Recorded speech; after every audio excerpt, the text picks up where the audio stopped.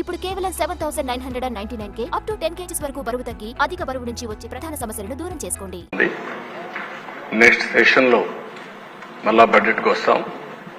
అవసరమైతే 1 full day చర్చ పెట్టి మీ అందరి అభిప్రాయాలు తీసుకుని తద్వారా రాష్ట్రాన్ని 2047 ఏ విధంగా ఆలోచిస్తున్నామో లా అండ్ ఆర్డర్ లో కూడా one of the best state గా number 1 state to maintain law and order గా చేయడానికి కూడా దాన్ని కూడా చర్చ చేద్దాం. చర్చ చేసి యాక్షన్ తీసుకుందాం.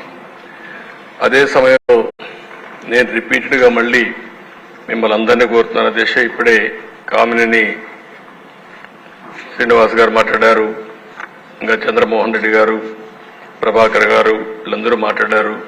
రఘురామకృష్ణరాజు గారు ఆయనకి జరిగిన అన్యాయం, రాష్ట్రానికి జరగబోయే మంచి కూడా చెప్పాడు.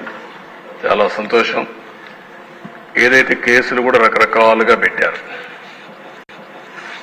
ఇక్కడుండే మెజారిటీ ఎమ్మెల్యేల పైన కేసులు పెట్టారు.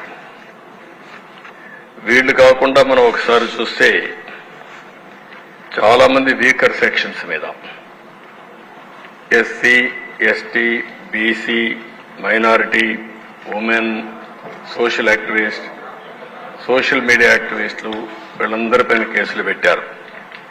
అవన్నీ కూడా ఏవైతే రాజకీయ ప్రేరేపిత కేసులన్నీ కూడా వాళ్ళ బాధ్యత వాళ్ళు చేసినప్పుడు వాళ్ళనే అక్యూజ్డ్ గా చేసి కేసులు పెట్టడం అనేది చాలా దుర్మార్గమైన కార్యక్రమం.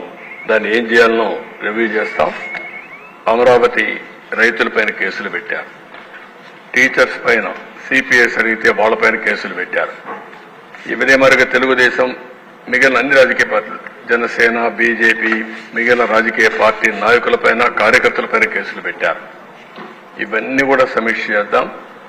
అవసరమైతే ఎవరైనా ఎక్సెస్ గా కావాలని కేసులు పెట్టారని ప్రూవ్ అయితే అలాంటి అధికారులు శిక్షించడానికి కూడా నేను సిద్ధంగా ఉన్నానని చెప్తాను.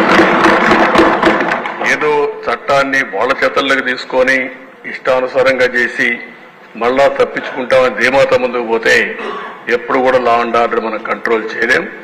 చట్టం ఉంది, చట్టాన్ని గౌరవించాలి.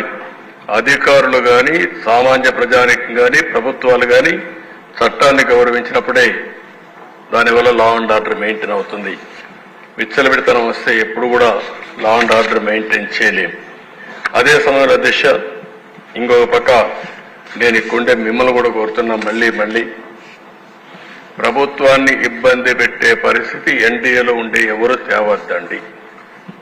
నేను చాలా స్పష్టంగా రిక్వెస్ట్ చేస్తున్నాం. ప్రభుత్వం దృఢ సంకల్పంతో ఉన్నాం. లా అండ్ ఆర్డర్ మెయింటైన్ చేస్తాం. వారసత్వంగా కొన్ని సమస్యలు వచ్చాయి. ఏ సమస్య వచ్చినా ఆ సమస్యను పరిష్కారం చేసే శక్తి ఎన్డీఏకుంది. నేను ఇక్కడుండే మిత్రులు పవన్ కళ్యాణ్ గారు మేము ఒకటే చెప్తున్నాం, అప్పీల్ చేస్తున్నాం. మన సభ్యులు ఎవ్వరు కూడా లా అండ్ ఆర్డర్ మీ చేతులు తీసుకోవద్దండి. మీకు ఏదున్నా చెప్పండి. డెమాన్స్ట్రేటివ్ గా యాక్ట్ చేసి ఈ రాష్ట్రంలో లా అండ్ ఆర్డర్ కి విఘాతం కలిగించే వ్యక్తి ఏ స్థాయిలో ఉన్నా సరే పనిష్ చేసే బాధ్యత మాదని మరొక్కసారి అందరికీ